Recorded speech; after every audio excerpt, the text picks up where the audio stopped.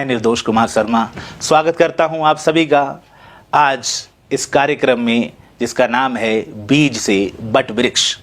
तो पार्वती प्रेमा जगाती सरस्वती विहार नैनीताल पूर्ण आवासीय विद्यालय के इस कार्यक्रम में आज हम जानेंगे इस विद्यालय के इतिहास के बारे में, जो एक बीज से बट वृक्ष बना। तो हमारे कार्यक्रम का नाम है बीज से बट वृक्ष।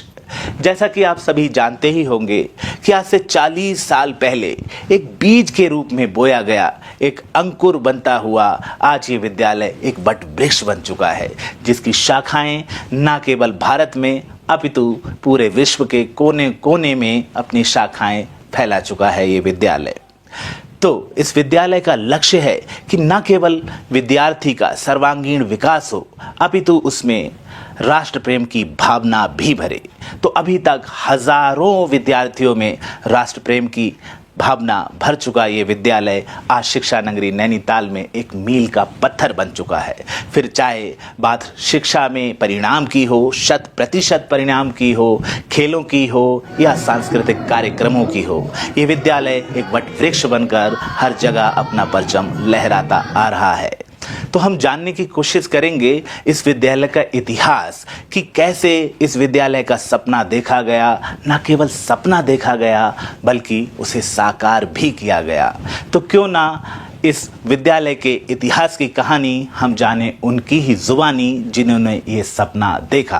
तो सबसे पहले मैं बहुत बहुत आभार व्यक्त करना चाहूँगा हमारे आज के विशेष मेहमानों का, जिन्होंने अपना समय दिया और यहाँ आए। हमारे इस विद्यालय के संरक्षक श्री कामेश्वर प्रसाद काला जी एवं विद्यालय के 9वें यशस्वी प्रधानाचार्य डॉक्टर सूर्य प्रकाश जी का। तो आइए स्वागत करते हैं श्री कामेश्वर प्रसाद काला जी एवं हमारे डॉक्टर सूर्य प्रकाश जी का। बहुत बहुत धन्यवाद। बहुत बहुत धन्यवाद। तो परम आदरणीय काला जी, मेरा आपसे ये प्रश्न है कि एक इतना बड़ा सपना, एक विद्यालय आरंभ करने का, आपको कैसे ये सपना आया और इसकी प्रेरणा कहाँ से मिली ये विद्यालय खोलने की? नैनीताल में हमारी बहुत बड़ी योजना थी कि हम शिशु मंदिर खोलें, हमारे बच्चे भी शिशु मंदिर में पढ़ें, क्योंकि हम संघ के स्वयंसेवक चाहते थे कि हमारे बच्चे शिशु मंदिर में पढ़ें और अच्छी शिक्षा प्राप्त कर सकें। तो इसी योजना के अंतर्गत हमने नैनीताल में शिशु मंदिर एक खोला, सरस्वती शिशु मंदिर नैनीताल। उसका उद्घाटन 1980 में किया। बहुत अच्छी तरह से हमने शिशु मंदिर का उद्घाटन किया। बहुत लोगों में उत्साह था। जिस भवन में हमने शिशु मंदिर में खोला वो भवन किराए का था। दुर्भाग्यवश किसी ने उसका अलॉटमेंट अपने नाम कर दिया, तो हमको शिशु मंदिर बंद करना पड़ा। उसी बीच उस शिशु मंदिर के लिए अपने योजना के अंतर्गत एक प्रधानाचार्य की नियुक्ति हुई। श्री राजकुमार सिंह जी हरदोई से आए और मेरे पास आए। एक अपने अधिकारी उनको लाए कि आपके शिशु मंदिर के प्रधानाचार्य हैं और ये शिशु मंदिर जब भी प्रारंभ होगा, मुकदमा चल रहा था, शिशु मंदिर प्रारंभ होगा, ये आपके प्रधानाचार्य रहेंगे। जब मुकदमा चला तो लंबा खींचता रहा। उस बीच राजकुमार जी जगह जगह भूमि देखते रहे कि शिशु मंदिर की कोई भूमि मिल जाए और हम वहाँ पर शिशु मंदिर प्रारंभ कर सकें। तो इसी उधेड़-बुन में वो अपने यहाँ पर बहुत अच्छे वकील थे, श्री दान सिंह धर्मवाल जी, जो कि पार्वती बहन जी के वकील थे। उन्होंने एक सजेशन दिया कि देखो भाई, हम तुम्हें बहुत बड़ी भूमि दिलाते हैं और उसमें आप बहुत बड़ा विद्यालय खोलिए। उनको भी पता नहीं था कि शिशु मंदिर खोलेंगे क्या खोलेंगे, क्योंकि उनके पास कोई वही नहीं था, विचार नहीं था। तो ठीक है, वो उन्होंने योजना बनाई कि हम आपकी बात कराते हैं। 21 एकड़ भूमि है, उसमें आप अपना शिशु मंदिर बहुत बढ़िया खोलिए। उसी के अंतर्गत जब उन्होंने योजना बनाई तो हमारी एकदम हम बहुत खुश हो गए। हमने अपने अधिकारियों को बुलाया और जिसमें माननीय ज्योति जी, भाई जी, तो इन्होंने पार्वती प्रेमा बहन जी थी, उनकी बहू, उनसे बातचीत करना शुरू किया। वो मान गई जब दान सिंह दरवाल जी ने बताया कि भाई इस जो 21 एकड़ भूमि है इससे क्या मिलता तुम्हें, सालाना 400 रुपये की मिलता है। आप ऐसा है कि एक शिक्षा क्षेत्र में आपका विद्यालय जा रहा है, आप शिक्षा जगत में जाइए और वहाँ पर इस भूमि को किसी शिक्षा संस्थान को दीजिए, जिसमें सरस्वती शिशु मंदिर प्रमुख है। तो इसी योजना के अंतर्गत हमारे अधिकारी आए, प्रेमा बहन जी से बात हुई और प्रेमा बहन जी बिल्कुल मान गई कि हाँ मैं ये सारी भूमि जो है शिशु मंदिर को दे दूंगी।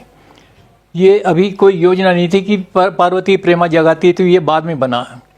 तो जब वो मान गई तो ये जब अपने अधिकारियों की और उनकी आपस में सब बातचीत चली, तो इसी में हमारी एक रजिस्ट्री की तारीख हो गई कि इस तारीख को रजिस्ट्री करेंगे और ये जो भूमि है विद्यालय को स्थानांतरित हो जाएगी। तो इस विद्यालय का उसी बीच नाम रखा गया।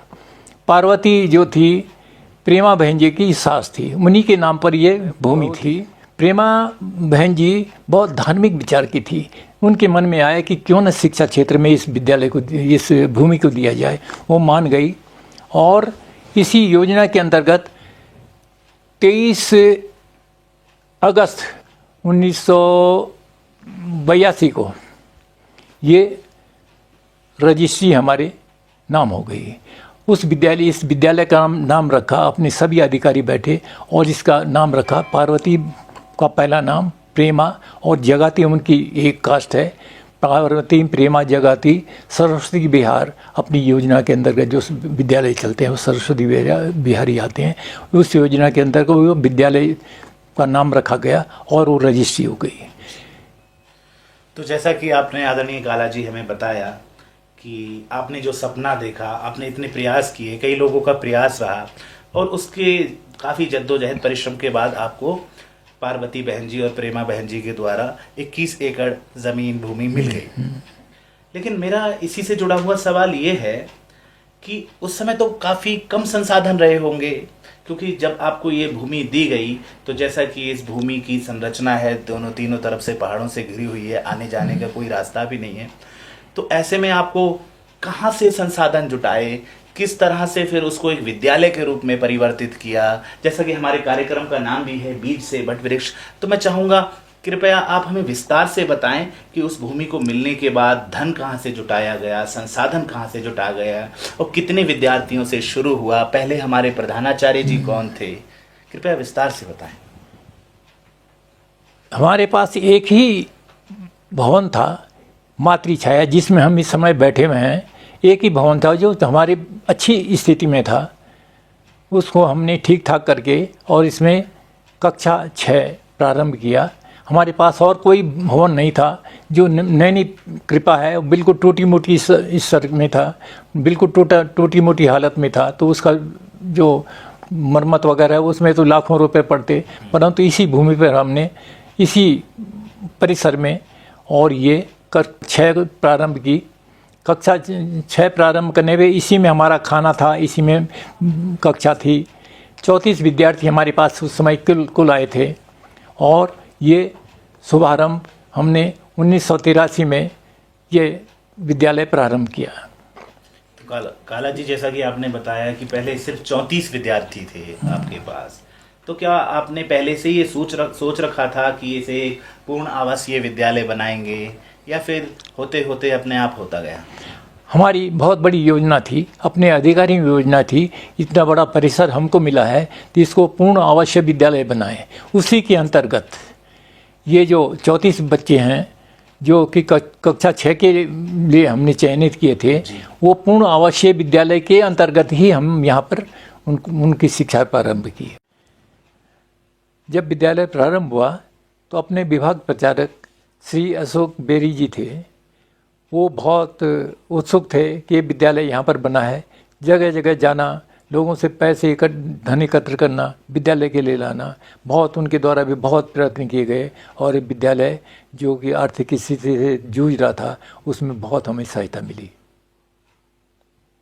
काला भाई साहब से जानकारी चाहता हूँ कि मैंने जब नैनीताल का इतिहास पढ़ा तो मालूम चला कि अंग्रेजों ने इसकी स्थापना की थी और यहाँ पर ईसाई मिशनरी का बहुत ही बोलबाला था। जो स्कूल कॉलेज थे ईसाई मिशनरी के थे। और जब आप लोग को ये भूमि आवंटित हुई तो क्या इसको सहज रूप से नैनीताल वासियों ने सहज रूप से स्वीकार कर लिया था?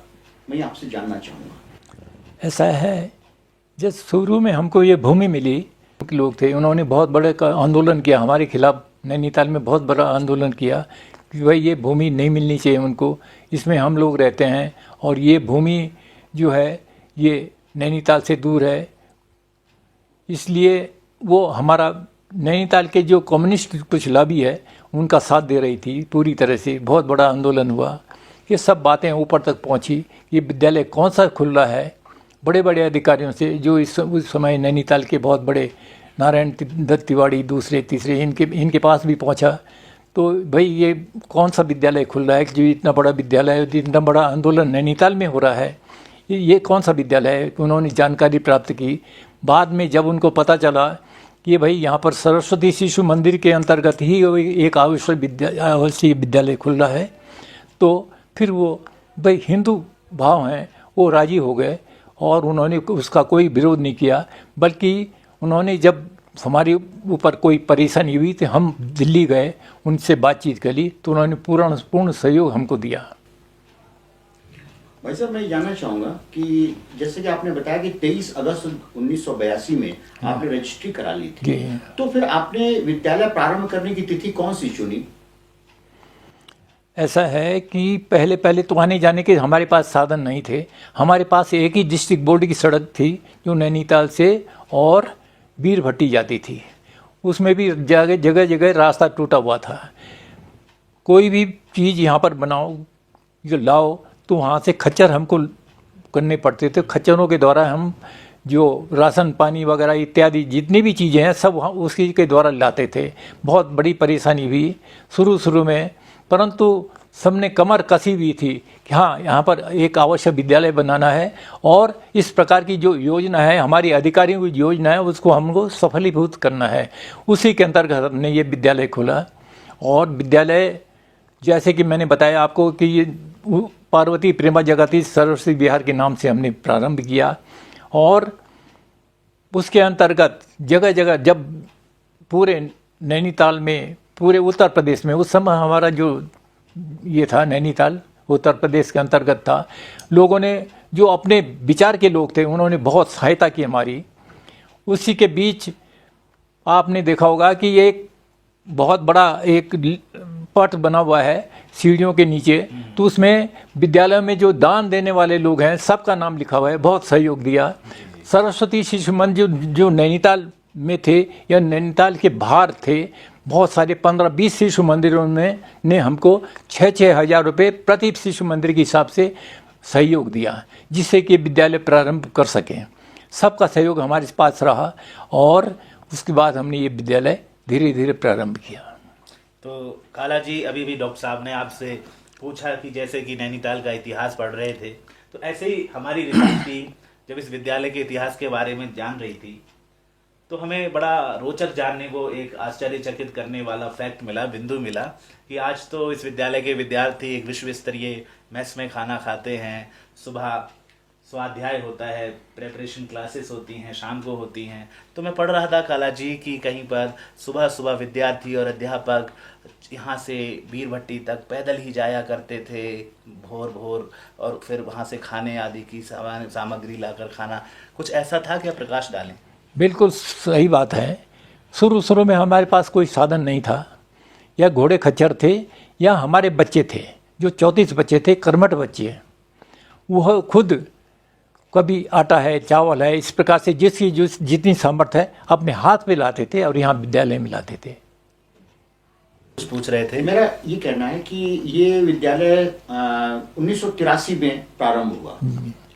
इसका हवन जब किया गया तो उसमें कौन कौन से अधिकारी की भूमिका थी और कौन से प्रधानाचार्य, पहले प्रधानाचार्य यहाँ नियुक्त हुए, इसके पर प्रकाश डालें।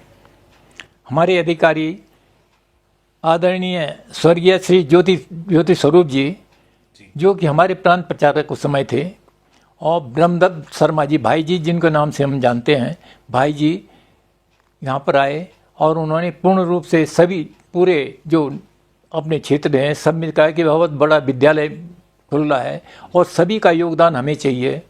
तो सभी ने हमको आर्थिक सहायता दी। हाँ, पहले प्रधानाचार्य जी श्री जितेंद्र जो लखनऊ से आए, उन्होंने ये विद्यालय प्रारंभ किया। उन्हीं के संरक्षक में बच्चे हमारे पढ़े। मैं जैसे बताया कि एक ही भवन हमारे पास था, इसी में रहना था, इसी में खाना था और इसी में पढ़ाई भी थी। काला भाई साहब, मेरा जानकारी और चाहूँगा कि इस छोटे से 34 बच्चों के विद्यालय को प्रारंभ करने में आपने कोई समिति का भी गठन किया होगा। हाँ। उस समिति के अध्यक्ष कौन थे, प्रबंधक कौन थे और कोषाध्यक्ष कौन थे? हाँ, जानकारी देंगे। पहले हमारी प्रबंध समिति बनी। विद्यालय कोई भी चीज़ प्रारंभ होती है तो इसकी एक समिति बनती है, प्रारंभ समिति। तो उसके हमारे माननीय अध्यक्ष श्री AP सिंह जी जो बरेली से थे और अपने संघ के भी कार्यकर्ता थे। शायद उनके पास प्रांत संचालक जी का पश्चिमी क्षेत्र का कार्य था, तो वो शहर से स्वीकार किया। जब उनके पास गए कि भाई आपने अध्यक्ष पद संभालना है, तो वो अध्यक्ष ही इसके विद्यालय के थे। माननीय दान सिंह जी जो उस समय हमारे जिला संचालक थे, वो प्रबंधक थे। श्री गोवर्धन प्रसाद ढोंडियाल जी जो डिस्ट्रिक्ट ऑडिट ऑफिसर थे, वो प्रबंधक के रूप में रहे। कोषाध्यक्ष में स्वयं था। इस प्रकार से हमारी एक कार्य समिति बनी जिसके अंतर्गत ये विद्यालय प्रारंभ हुआ। माननीय दान सिंह जी की मृत्यु के उपरांत प्रबंधक के रूप में हमारे श्री बिंदेश कुमार गुप्ता जी आए। बिंदेश कुमार गुप्ता जी ने प्रबंधक का कार्यभार ग्रहण किया, जो कि 2014 तक रहा। भाई साहब, मैं जानना चाहूँगा कि जैसा कि इंट्रोड्यूस करते समय श्रीमान निर्दोष जी ने बताया मुझको कि मैं इस विद्यालय का नवा प्रधानाचार्य हूँ, तो कालांतर में जो हमने थोड़ा सा रिसर्च किया था इस पे, तो देखा कि श्रीनिवास जी के योगदान को लेकर के बहुत चर्चा होती है कि उन्होंने इस विद्यालय को स्थापना करने में बहुत ही परिश्रम किया, धन संग्रह करने में भी मदद करी और बच्चों के सर्वांगीण विकास में उन्होंने बहुत ही अपनापन दिखाया। तो मैं इस पर भी चाहूँगा कि श्रीनिवास जी के बारे में आप जानकारी दें कि कैसे कैसे उन्होंने इस कार्य को निपटाया। श्रीनिवास जी 1986 में इस विद्यालय में आए डायरेक्टर के रूप में।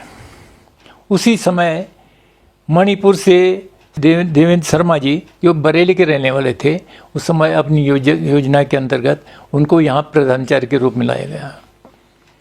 देवेंद्र जी प्रधानाचार्य थे और जो एक निदेशक के रूप में श्रीनिवास जी का नियुक्ति हुई। श्रीनिवास जी के पास इस प्रकार का कार्य था कि भाई ये विद्यालय तो बिल्कुल खाली है, धन एकत्र कैसे हो, किस प्रकार से लोग हमें सहयोग करें। श्रीनिवास जी के द्वारा जगह जगह जाकर अपने अधिकारियों से मिलना, जिन अधिकारियों के द्वारा उन्होंने कहा भी ये आदमी हमको धन दे सकता है, तो उनसे बातचीत करना और धन प्राप्ति विद्यालय को हो सके इस कार्य को करना। तो उसी के अंतर्गत उनका संबंध जो है धामपुर शुगर मिल विजय गोयल जी हैं, तो उनसे हुआ। जब उन्होंने कहा कि भाई हमारे पास तो कुछ नहीं, एक ही भवन है और हम विद्यालय कहाँ चलाएं, क्योंकि उनका संबंध भी संघ से था, तो उन्होंने कहा कि चलो भाई एक भवन मेरे द्वारा आप निर्माण कर लीजिए। तो उनके द्वारा तुरंत कुछ धन दिया गया, जिसको कि उन्होंने कहा मेरी माताजी के नाम से इस भवन को निर्माण कर लिए। तो वो भवन हमारे पास पुष्पांजलि के रूप में पुष्पांजलि है। तो सारा उसका जो व्यय है सारा विजय गोयल जी जो उसके मालिक थे धामपुर शुगर मिल के, उनके द्वारा दिया गया। श्री विजय बंसल जी द्वारा जो कि खेल के मैदान बनवाया गया, देशराज ट्रस्ट के द्वारा बनाया गया, उसमें उसका नाम हमने देशराज स्टेडियम के नाम से रखा है। उसमें आपने देखा होगा कि बहुत बड़ा मैदान है, उसमें करीब 1500 से 2000 बच्चे बैठ सकते हैं और कार्यक्रम कर सकते हैं। विद्यालय में धन की आवश्यकता काफ़ी थी, जगह जगह निर्माण हो रहे थे। हमें अपने लोगों के द्वारा ढेर सारी संपर्क किए गए, जगह जगह संपर्क किए गए। उस समय श्री मनोहर कांत जी राज्यसभा के सदस्य थे। कहीं पर भी राज्यसभा के जो सदस्य होते हैं कहीं पर भी अपना जो सांसद निधि है वो दे सकते हैं। उनके द्वारा भी हमको मुझे लगता है कि करीब करीब 10 लाख रुपए की धनराशि हमको दी गई, जो कि अन्य जो निर्माण कार्य हमारे हो रहे थे उनमें वो धनराशि खर्च की गई। और मैं दर्शकों, अभिभावकों और आचार्यों को ये दिखाना भी चाहूँगा कि ये ऐतिहासिक निमंत्रण पत्र जो स्वयं श्री काला जी ने 1982 में छपवाया था विभिन्न लोगों को निमंत्रित करने के लिए, वो हमारे पास है जी। अब मैं काला भाई साहब आपसे जानकारी चाहूंगा कि जैसे पुष्पांजलि का निर्माण हो गया होगा तो फिर अभिभावकों में, समाज में ये बात आई होगी कि क्लासेस बढ़ाई जाए। पहले तो ये तो 6 से 8 तक चला, हाँ। फिर उसके बाद जो है क्लासेस बढ़ाई गई होगी। तो फिर हिमांजलि का निर्माण कैसे हुआ? और साथ में जो मुझे रिसर्च से पता चला कि कोई शायद सांसद थी जिन्होंने क्या रोड का निर्माण करवाया था वीर भट्टी से लेकर के विद्यालय तक का, तो उसके बारे में भी थोड़ा सा जिक्र करेंगे तो बहुत अच्छा रहेगा हमारे दर्शकों के लिए। पहले जिस पुष्पांजलि का जो निर्माण हुआ तो लोगों में उत्साह जागृत हुआ। उसी बीच श्री जयप्रकाश जी जो कि सूर्य रोशनी के, सूर्य बल्ब के और अपना विदेश विभाग भी देखते थे, उसी बीच उनका आगमन यहाँ पर हुआ। उन्होंने देखा भाई एक ही भवन है, किस प्रकार से हो। बात करने के लिए हमारे श्रीनिवास जी थे। श्रीनिवास जी ने पूरी तरह से उनको बताया कि भाई इस प्रकार से हमारी योजना है। कक्षा 8वीं तक तो हमारी कक्षा चल रही है, पर उसके बाद ऊपर के कक्षाओं के लिए हमारे पास कोई भवन नहीं है। तो उनके द्वारा हमको कुछ धन प्राप्ति हुई और हिमांजलि के नाम से हमने वो भवन शुरू किया। उसका संपूर्ण खर्चा तो न कहें, परंतु उसका आधे से ज़्यादा जो व्यय है उनके द्वारा किया गया। आपके द्वारा एक प्रश्न किया गया कि ये सरल निर्माण कहाँ से हुआ। अपने मुजफ्फरनगर जो नगर है उसके राज्यसभा सांसद श्री मालती शर्मा जी, वो भी, उनका आगमन भी विद्यालय में हुआ। उन्होंने देखा कि भाई विद्यालय में आने जाने का साधन तो कुछ है नहीं, कैसे करके होगा। राशन वगैरह ये घोड़ों के द्वारा ले जाते हैं, भवन बन रहा है तो घोड़ों के द्वारा ईंट पत्थर वगैरह पूरा सब जो है इनका व्यय तो बहुत हो रहा है। तो उन्होंने सबसे पहले उसका निर्माण करवाया, जो वीर भट्टी से और विद्यालय तक जो सड़क है उसका निर्माण उनके द्वारा हुआ है जी। तो जैसा कि आपने देखा कि हमने इस साक्षात्कार को बहुत ही गंभीरता से शुरू किया था और मेरा सौभाग्य है कि यकीन नहीं आ रहा है कि मैं इतनी बड़ी शख्सियत, इतने बड़े व्यक्तित्व के साथ बैठा हूँ। लेकिन इनकी सरलता ने अब धीरे धीरे, और हमारे प्रधानाचार्य जी की सरलता ने धीरे धीरे इस साक्षात्कार को एक टॉक शो बना दिया है। तो बड़ा ही अच्छा पारिवारिक माहौल हो चुका है। इसीलिए मैं प्रधानाचार्य जी के माध्यम से उनके एक प्रश्न के माध्यम से मेरे दिल में एक ख्याल आया कि मैं ये भी पूछूं कि जैसा अभी अभी प्रधानाचार्य जी ने पूछा कि सांसद जी थे और शुगर मिल के मालिक थे, सूर्या वंश के मालिक थे, तो आप तो काला जी शुरू से लेके अब तक इस विद्यालय के इतिहास से जुड़े हुए हैं, तो आपको उन लोगों का भी पता होगा जो बड़ी बड़ी हस्तियां, बड़े बड़े व्यक्तित्व हमारे विद्यालय में आए होंगे अभी तक। तो कृपया शुरू से लेके एक बार अगर आपको याद हो तो वो भी बताएं, हमारे विद्यालय में कौन कौन से बड़े बड़े व्यक्तित्व अपने कर कदमों से अपने यहाँ पर आ चुके हैं इस विद्यालय के पवित्र प्रांगण में। हमारे विद्यालय में जब विद्यालय प्रारंभ हुआ तो इसकी जो धूम है जगह जगह फैलने लगी कि अपने नैनीताल में इस प्रकार का विद्यालय है। क्योंकि विद्यालय प्रारंभ होने की बात नहीं थी कि विद्यालय सब जगह खुलते रहते हैं, परंतु जो अपना भारतीय विचारों को लेकर एक विद्यालय खुल रहा है, ये कैसा होगा, क्या होगा। मुरली मनोहर जोशी जी यहाँ पर आए, अपने राजनाथ सिंह जी यहाँ पर आए, उन्होंने देखा, चारों तरफ से देखा, विद्यालय में सहयोग भी दिया। जो आज हमारे रक्षा मंत्री हैं वो, उनके तो कई चक्कर यहाँ पर लगे हैं। नैनीताल आना जाना रहता था भाई, उस समय वो तो राज्य तो बना नहीं था, उत्तर प्रदेश के अंतर्गत ही आता था, आना जाना उनका रहता था। अपने बहुत सारे जो अधिकारी हैं, परम पुण्य बाला साहब देवरस जी भी यहाँ पर आए। मोहन भागवत जी यहाँ पर 4 बार नैनीताल में आए हैं। अरे वाह। और यहाँ पर जो योजना के अंतर्गत अपना जो अधिकारियों का वर्ग है 3-4 दिन का वो भी लगा है, उसमें पूर्ण समय उनके द्वारा रहा है, विद्यालय में रहे हैं। और बहुत अच्छा माहौल यहाँ पर उस समय बना है। जब इतना बड़े अधिकारी जब विद्यालय में आते हैं तो निश्चित ही पूरे भारत में उसका एक संदेश जाता है कि कैसा विद्यालय हो गया जहाँ पर परम पूजनीय प्रसाद देवरस जी या और अधिकारी या अपने जो नए वो हैं संरक्षक मोहन भागवत जी वो आए हैं। हमारे विद्यालय में जितने भी उत्तराखंड बनने के बाद जितने भी मुख्यमंत्री हैं सभी का नैनीताल में इस विद्यालय में पदार्पण हुआ है और इस विद्यालय की बहुत प्रशंसा उनके द्वारा हुई है। अधिकांश जो मैंने बताया कि श्री भुवनचंद खनूरी जी हैं, रमेश पोखरियाल निशंक जी हैं, भगत सिंह कोश्यारी जी हैं इत्यादि जितने भी मुख्यमंत्री थे सबका नैनीताल इस विद्यालय में आना हुआ है। वर्तमान में जो मुख्यमंत्री हैं श्री पुष्कर सिंह धामी जी वो भी अपने विद्यालय में आए हैं। उस समय विधायक थे परंतु विधायक होने के नाते भी उनका एक बहुत इच्छा थी कि इस विद्यालय में घूमें, चारों तरफ घूमें और विद्यालय की प्रशंसा की। अब वो मुख्यमंत्री हैं, उनका इस विद्यालय में पुनः स्वागत है। मैं ये कह रहा था कि जैसे कि मैंने रिसर्च में देखा कि अपनी स्मृति ईरानी भी यहाँ पर आई हुई हैं जो शिक्षा मंत्री रही और सुना कि जो इस समय महाराष्ट्र के राज्यपाल हैं श्री कोश्यारी जी शायद वो भी प्रारंभिक काल से इसमें जुड़े हुए थे। हाँ, प्रारंभ काल से आदरणीय भगत सिंह कोश्यारी जी जुड़े हैं।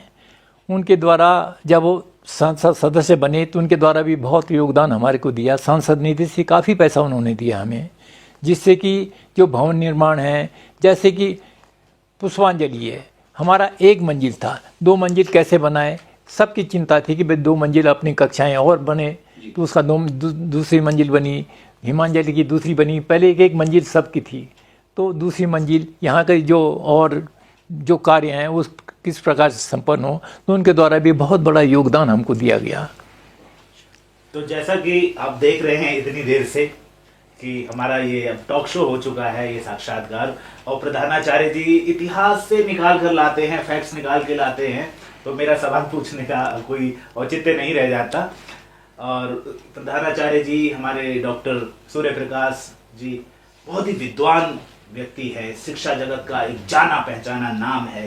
यूट्यूब पे इनके हजारों लाखों फॉलोअर्स हैं, इनका अपना चैनल है और शिक्षा जगत में बहुत समय से काम कर रहे हैं। लगभग मेरी जितनी उम्र नहीं है इतने समय से तो स्वयं डॉक्टर साहब प्रधानाचार्य हैं और इनके कुशल नेतृत्व के बारे में कहते हैं कि सूरज को दिया दिखाने की कोई ज़रूरत नहीं होती। आपने जब ज्वाइन किया यहाँ इस कार्यभार संभाला पार्वती प्रेमा जगाती सरस्वती विहार का, तो सर कुछ तो आपको जिम्मेदारी फील हुई होगी, महसूस हुई होगी, या क्या चुनौतियां थीं और आप आगे इसका भविष्य क्या देखते हैं? देखिए, हमें जो सबसे बड़ी चुनौती थी वो चुनौती जो है पूरे विश्व की थी। कोविड काल के बाद क्या है कि सभी आवासीय विद्यालयों में एक संख्यात्मक मान पर प्रभाव पड़ा था और भारत के क्या पूरे विश्व के एजुकेशन सिस्टम पर बहुत ही ज्यादा इफेक्ट पड़ा। बच्चे जो है 2 साल के अंदर घर पे रह करके उनकी मनोवृत्ति, उनके मनोविज्ञान, उनके रहन सहन, उनके चाल ढाल सब बदल गए थे। जो बच्चा क्लास 3rd में था फिर वो क्या हुआ, कालांतर में आके क्लास 6 में एडमिशन कराया गया यहाँ पर। तो उनके हमारे टीचर्स के लिए, हमारे जितने भी सपोर्टिंग स्टाफ है उनके लिए बहुत बड़ा चैलेंज था कि बच्चों को 2 साल की पढ़ाई को 1 साल में समाहित किया जाए। साथ में जो हमारे यहाँ मोदी जी का है कि डिजिटल भारत हो, हम कंप्यूटर से ज़्यादा जुड़ें, आर्टिफिशियल इंटेलिजेंसी का ज़्यादा प्रयोग करें। हमारे यहाँ अटल टिंकरिंग लैब है जिसमें कि बच्चे जो है बहुत बड़ा एक्सपोजर मिल रहा है, वहाँ पर डिफरेंट साइंस के मॉडल बनाए जाते हैं। तो इस तरीके की चुनौती को लेकर के हम यहाँ पर आए और हमने प्रेरणा दी और इन बच्चों ने जो है बहुत अच्छा करके दिखाया, जिसके माध्यम से विद्यालय का नाम दिनों दिन अपने जो पहचान जो है वो उसको लगातार बनाए हुए है। और आने वाले समय में हम ये निश्चित तौर पे ये कह सकते हैं कि हमारा जो है पार्वती प्रेमा जगाती एक बहुत ही बड़े वटवृक्ष के रूप में और शिक्षा जगत की जो है एक मुख्यालय के रूप में जाना जाएगा, और जिसके माध्यम से हम ये जो शिक्षा की ज्योति है वो समाज में हम जगा सकते हैं। माँ सरस्वती का आशीर्वाद बना रहे और शायद भगवान ने डॉक्टर साहब की बात सुन के अभी तथास्तु कहा हो, क्योंकि जब लक्ष्य बहुत बड़ा हो और जन जन के विकास का हो तो स्वयं प्रकृति साधन बन जाती है। लेकिन डॉक्टर साहब, जैसा कि अभी अभी आपने कोरोना काल की बात करी, तो मैं काला जी से पूछना चाहूँगा, परम आदरणीय श्रद्धेय काला जी से, कि जहाँ तक मेरी रिसर्च में सामने आया कि हमारा विद्यालय पार्वती प्रेमा जगाती सरस्वती विहार न केवल अपने आप को चला पा रहा है, बल्कि जहाँ तक मुझे पता चला है कई और छोटे मोटे शिक्षा संस्थानों का भी भरण पोषण कर रहा है। क्या ये बात सच है? और सच है तो कहाँ तक, विस्तार से बताएं। बिल्कुल सच है। छोटे मोटे विद्यालय, उनको हम अनुदान देते रहते हैं यहाँ विद्यालय से, और एक बहुत अच्छी धनराशि कई वर्षों से हम भारतीय शिक्षा समिति को देते रहते हैं, जिसका कि मैं राशि के रूप में बताऊं कि 1 करोड़ रुपए प्रति वर्ष के हिसाब से हम उन विद्यालयों को देते हैं, जिससे कि जो बिल्कुल वैसे विद्यालय हैं उनका ठीक तरह से विकास हो सके। तो ये बात मेरे दिमाग में ऐसे आई कि पास में ही एक शिशु मंदिर विद्यालय है डॉक्टर साहब, वहाँ के प्रधानाचार्य जी मुझे मिले थे और उन्होंने बताया कि अगर आपका विद्यालय ना होता तो कोविड काल में हमारा विद्यालय तो बंद हो गया होता, हमारी सारे कर्मचारियों की तनख्वाहें, उनकी सैलरीज इसी विद्यालय ने दी। तो ये जानकर बड़ा हर्ष होता है और बड़ा गर्व होता है कि मैं भी इस महान संस्थान की एक इतने बड़े विद्यालय का एक छोटा सा सदस्य हूँ। तो डॉक्टर साहब, कुछ आप कहना चाहें इस बारे में? काला भाई साहब, मेरा एक निवेदन ये था कि जो श्रीनिवास जी के बाद जो हैं फिर कौन इस विद्यालय के प्रधानाचार्य बने? तो श्रीनिवास जी की अचानक मृत्यु के बाद कौन प्रधानाचार्य हो? वो ब्रजकिशोर जी। हाँ, ब्रजकिशोर जी, हाँ, जो शायद देवरिया के हाँ थे। देवरिया के थे। तो सब अपने अधिकारियों के द्वारा चारों तरफ से देखा गया, तो ब्रजकिशोर जी यहाँ पर प्रधानाचार्य के रूप में आए और करीब 4 वर्ष तक वो अपने विद्यालय के प्रधानाचार्य हैं। ये हुआ कि शायद घर से कोई परेशानी थी तो उनको जाना पड़ा, तो अपने विद्यालय में हरीश जी थे, हरीश जी वार्ष्णेय, वो यहीं पर काफ़ी समय से अध्यापक थे, तो वो प्रधानाचार्य रूप में नियुक्त हुए। और हरि बाबू वार्ष्णेय के बाद शायद डॉक्टर किशनवीर साके हाँ, जी। किशनवीर साके जी 12 में यहाँ पर आए। उनके द्वारा जो विद्यालय में जो क्षतिपूर्ति हो गई थी चारों तरफ से, क्योंकि संख्या भी हमारी कम हो गई थी, तो किशनवीर जी के द्वारा जो उनका जो हाव भाव था, कार्य करने की शैली थी, उसके द्वारा हमको बहुत सहायता मिली। जगह जगह सभी जो आचार्य थे और वो खुश रहे। अभिभावक भी चारों तरफ से ये बात आई कि भाई वहाँ पर एक इस प्रकार के प्रधानाचार्य हैं जो कि बहुत अच्छे हैं और विद्यालय को बहुत अच्छी तरह देखते हैं। बच्चे भी जो पढ़ते थे अपने घरों में अपने अभिभावकों को बताते थे कि भाई इस समय तो प्रधानाचार्य जी बहुत बढ़िया हैं। करीब 4 वर्ष कितने 2012 से लेकर 2017 तक। तो भाई साहब, मैंने सुना कि इसी कार्यकाल के दौरान उनको राष्ट्रपति पुरस्कार से भी सम्मानित किया गया। उनकी कुछ शैली इस प्रकार से थी, पढ़ाने की शैली, कि जब इस प्रकार की गणना हुई तो उनको एक राष्ट्रपति अध्यापन के रूप में एक पुरस्कार मिला है, राष्ट्रपति पुरस्कार, जो विजेता बने। हमको बहुत खुशी हुई और वो सरस्वती विहार में प्रधानाचार्य थे, तो उससे और क्या विद्यालय का और ऊंचा नाम रहा। क्योंकि डॉक्टर किशनवीर साके जी जो थे वो हमारे संग काम किए हुए थे, वो तो हमारे अनन्य प्रेरणा के स्रोत थे। और साथ में जो मेहनत करना, टेक्नोलॉजी से जुड़ना, कैसे हम लिटरेचर के माध्यम से कैसे हम सीख करके बच्चों को गुणवत्ता के साथ के पढ़ाएं, ये चीज किशनवीर जी की हमेशा अडॉप्ट की और सीखा है। और उनके ही द्वारा जो है हम लोगों ने अपने इस चैलेंजेस को स्वीकार किया है कि हम शिक्षा की जो अलग है उसको अच्छे से अच्छा जलाएं। और साथ में शिक्षा में जो एक नई क्रांति लाना चाहते हैं डिजिटलाइजेशन के माध्यम से, आर्टिफिशियल इंटेलिजेंस के माध्यम से, वो भी जो है डॉक्टर किशनवीर जी का ही देन है, जो कि हम लोग को प्रेरणा दिए हुए हैं। तो काला भाई साहब, उसके पश्चात शायद सुना कि डॉक्टर किशनवीर जी आयोग के मेंबर बन गए थे। हाँ, किशनवीर जी इधर देख रहे थे कि मेरे से जब हस्ताक्षर करने के लिए आए, फॉरवर्ड करने के लिए आए उनका प्रार्थना पत्र, तो मेरे से कह लिए भाई साहब जाना तो नहीं चाहता हूँ, पर फिर भी आप फॉरवर्ड कर दीजिए, रिकमेंड कर दीजिए इसको। तो मैं मेरे द्वारा रिकमेंड उनकी एप्लीकेशन हुई और वो आयोग के सदस्य के रूप में नियुक्त हुए। इच्छा नहीं थी, परंतु फिर भी अब जब आदमी आगे का जो प्रोग्रेस होती है उसको देखता है तो वो निश्चित ही उन्होंने तुरंत उसको वहाँ ज्वाइन किया। परंतु उसके बाद भी अपने विद्यालय के वो एक निदेशक के रूप में नियुक्त रहे हैं और काफ़ी समय तक उन्होंने यहाँ पर आना जाना हुआ।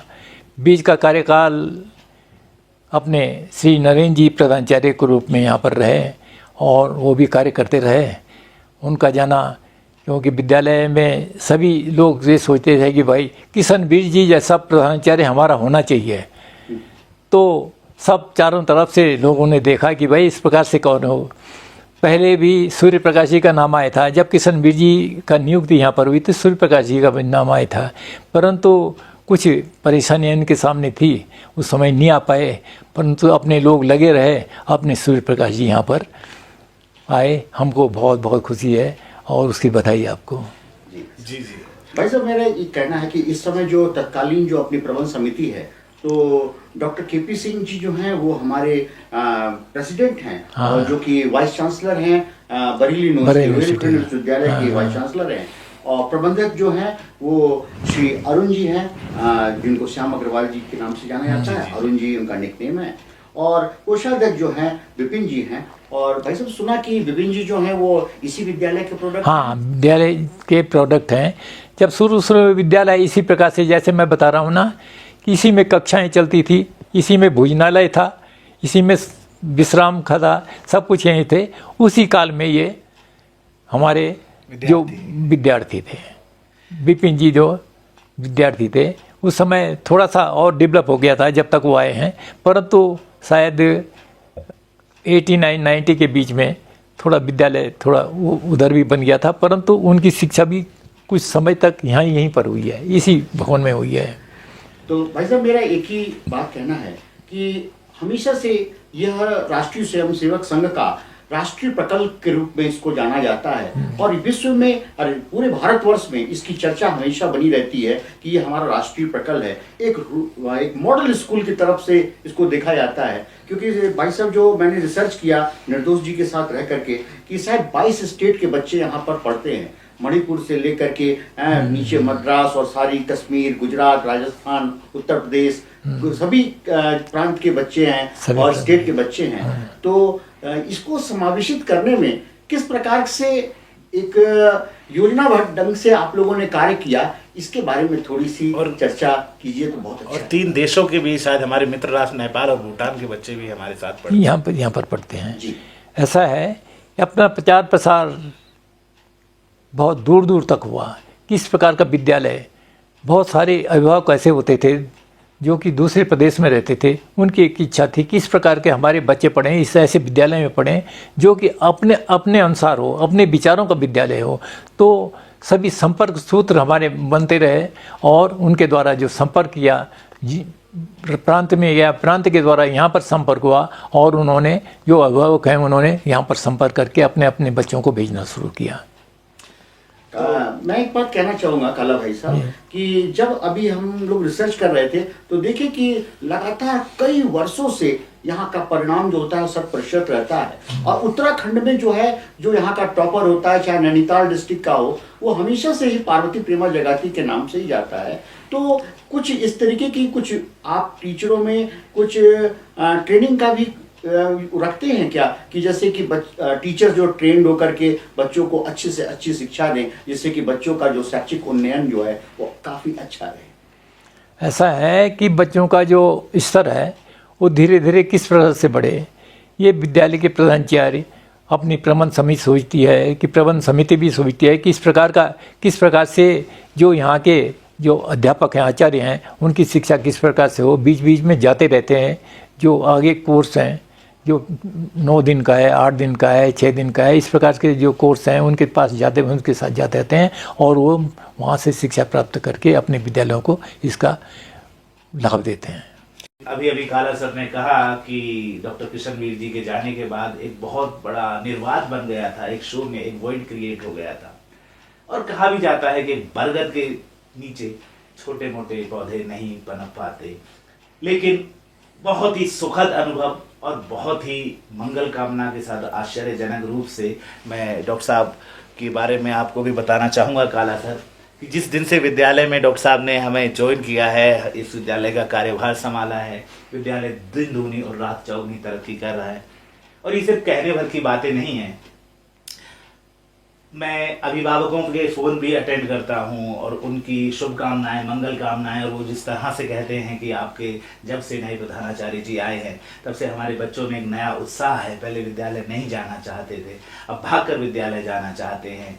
और जब से डॉक्टर साहब हमारे विद्यालय के प्रधानाचार्य जी बने हैं, चाहे वो बास्केटबॉल के मैचेस हों, चाहे फुटबॉल के मैचेस हों, चाहे वो ताइक्वांडो के मैचेस हों, चाहे कुश्ती के मैचेस हों, या फिर जहाँ पे हमारा नाम थोड़ा फीका रह जाता था, कहेंगे कि सांस्कृतिक कार्यक्रमों में, जैसा कि डॉक्टर साहब ने पहले ही बताया कि ईसाई मिशनरियों का गढ़ है ये विद्यालय, और एक सनातनी परंपरा से शुरू हुआ एक बीज के रूप में आखिर बट वृक्ष बन के उभरा ये हमारा पार्वती प्रेमा जगाती विद्यालय।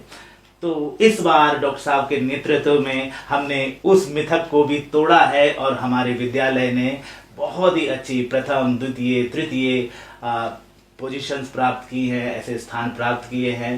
तो मैं काला जी आपको ये बहुत बहुत धन्यवाद दूंगा आने के लिए, और साथ में बधाई दूंगा इस विद्यालय की तरफ से कि आपने हमको ऐसे महान प्रधानाचार्य जी भेजे जिनके नेतृत्व में काम करके एक विद्यालय अब एक टीम प्रेमा पार्वती बन गया है। भाई साहब, मेरा केवल इतना कहना है कि आप संरक्षक हैं कि जब तक क्या है टीम स्पिरिट की भावना नहीं होगी, चाहे वो शिक्षा जगत हो, चाहे खेल का मैदान हो, जब तक हमारे आचार्य एकजुट होकर के कार्य नहीं करेंगे तब तक हम अपने लक्ष्य को प्राप्त नहीं कर सकते हैं।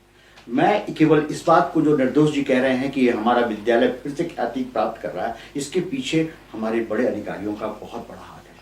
माननीय यतीन्द्र जी, साथ में डोमेश्वर साहू जी, अपने भुवन जी, और साथ में देखा है प्रकाश जी जो हैं, इन लोगों ने हमसे, जब मैंने यहाँ ज्वाइन करने आया, उन्होंने केवल एक ही बात रखी कि सूर्यप्रकाश जी, एकेडमिक पे विशेष ध्यान देना, कि जिसके द्वारा क्या है कि बच्चों का जो है विकास सही दिशा में हो, और साथ साथ स्पोर्ट्स, और स्पोर्ट्स के साथ सांस्कृतिक कार्यक्रम।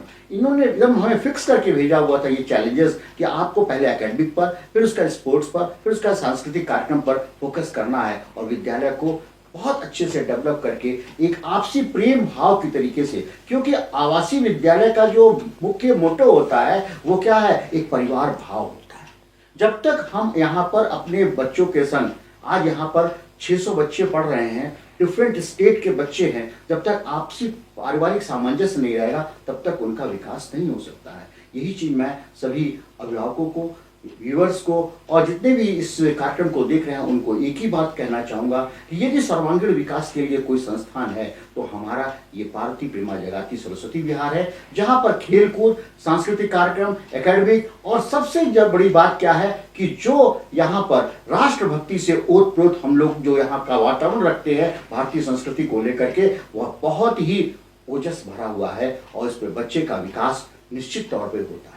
तो मैं इस कार्यक्रम के माध्यम से काला भाई साहब को भी और निर्दोष जी को भी मैं ये बात कहना चाहूंगा कि यह कार्यक्रम ही नहीं, एक बहुत बड़ी अचीवमेंट है हमारे लिए कि आज हमारे संरक्षक महोदय श्री केपी काला जी जो हैं वो आए हुए हैं यहाँ पर, और आने के बाद उनके मुखार बिंदु से हमने इस विद्यालय की पूरी हिस्टोरिकल बातें सुनी कि कौन कौन से प्रधानाचार्य थे, कौन कौन से संघ के अधिकारी थे, किस तरीके से राष्ट्रीय स्वयंसेवक संघ ने इसको पोषित किया, इसमें हर तरीके का सहयोग दिया। सारे शिशु मंदिरों को भी इस के लिए मैं धन्यवाद देना चाहता हूं कि किस परिस्थिति में वहां पर 6-6 हजार रुपए दे करके और सारी चीजें करके यहाँ पर एक आर्थिक पक्ष को मजबूत करते हुए भवन के साथ साथ सारी चीजें का इकट्ठा करना एक बहुत ही बड़ा दायित्व था, जो कि काला भाई साहब ने अपनी टीम के साथ मिलकर के किया। और इस जो कहा जाए, इस कार्यक्रम का नाम है कि बीज से लेकर वटवृक्ष तक,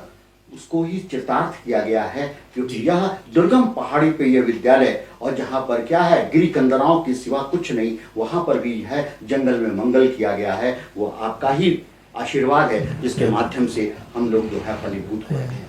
तो मैं अपने दर्शकों से ये कहना चाहूँगा कि यह बात अपने आप में एक बहुत ही बड़ी बात है, इसको आप अपने से साथ में जो भी लोग हैं उनको आप डिस्पर्स करें, फॉरवर्ड करें, शेयर करें, जिससे कि इस पार्वती प्रेमा जगाती के इतिहास के बारे में जन जन मानस तक ये बात पता चले। उत्तराखंड का एक मूल स्तंभ जो है वो पार्वती प्रेमा जगाती शिक्षा का एक स्तंभ है, जहां पर बच्चों के सर्वांगीण विकास की अवधारणा रखी जाती है। तो मैं भाई साहब को सादर प्रणाम करता हूँ।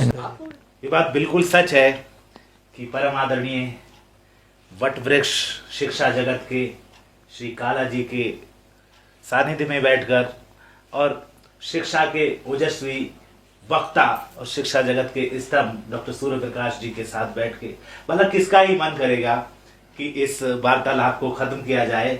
मेरा मन तो बिल्कुल भी नहीं कर रहा है। लगता है कि बातें चलती रहे और ज्ञान मिलता रहे और ज्ञान मिलता रहे आप लोगों से, लेकिन समय की अपनी सीमाएं हैं और हमें इस वार्तालाप को विराम देना पड़ेगा। तो सबसे पहले आप सभी का बहुत बहुत धन्यवाद। एक शॉर्ट नोटिस पे सर आप धन्यवाद आए, आपका। आपने इतना कीमती समय दिया, प्रधानाचार्य जी ने इतना कीमती समय दिया।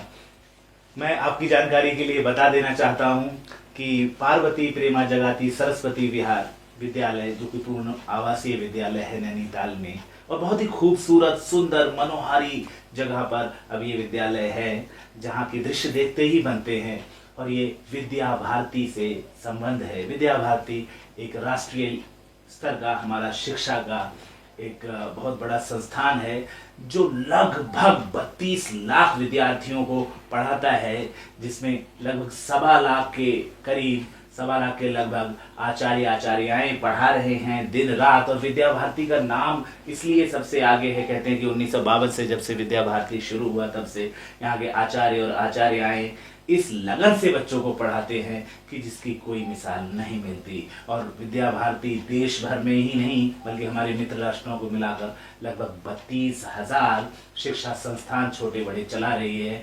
और मैं आपको बता दूं कि Guinness book of the world record में भी विद्या भारती का नाम दर्ज है। इसीलिए और आश्चर्य की बात यह है कि बिना किसी सरकारी सहायता के लिए 1 रुपया 1 पैसा भी विद्या भारती सरकार से नहीं लेता। सिर्फ आप लोगों के समाज के सहयोग से ये इतना बड़ा शिक्षा का समुद्र बहाया जा रहा है इस समाज के लिए। और प्रेरणा की बात यह है कि हमारा ये जो विद्या भारती इतना बड़ा शिक्षा का समुद्र बहा रहा है, एक सिंधु बहा रहा है, इसकी सबसे बड़ी प्रेरणा स्रोत है हमारी सत्य सनातन संस्कृति। और इसका प्रमुख और मुख्य उद्देश्य है कि युवाओं को अपनी संस्कृति से जोड़ा जाए, अपनी सनातन सभ्यता से जोड़ा जाए। इसीलिए प्रातः 4 बजे से सायं 10 बजे तक रात के विद्यार्थियों को ऐसी शिक्षा दी जाती है पूरे विद्या भारती में कि अपनी संस्कृति, राष्ट्र प्रेम, राष्ट्र ध्वज, राष्ट्र गान, राष्ट्र गीत को सर्व प्रमुख रखें। तो इसी के साथ मुझे आज्ञा दीजिए। मैं निर्दोष कुमार शर्मा एक बार फिर से मिलूंगा किसी दिन इसी कार्यक्रम बीज से बट वृक्ष में, हमारे पार्वती प्रेमा जगाती या सरस्वती विहार या विद्या भारती के किसी और बहुत बड़ी शख्सियत के साथ। तब तक के लिए धन्यवाद। जय हिंद।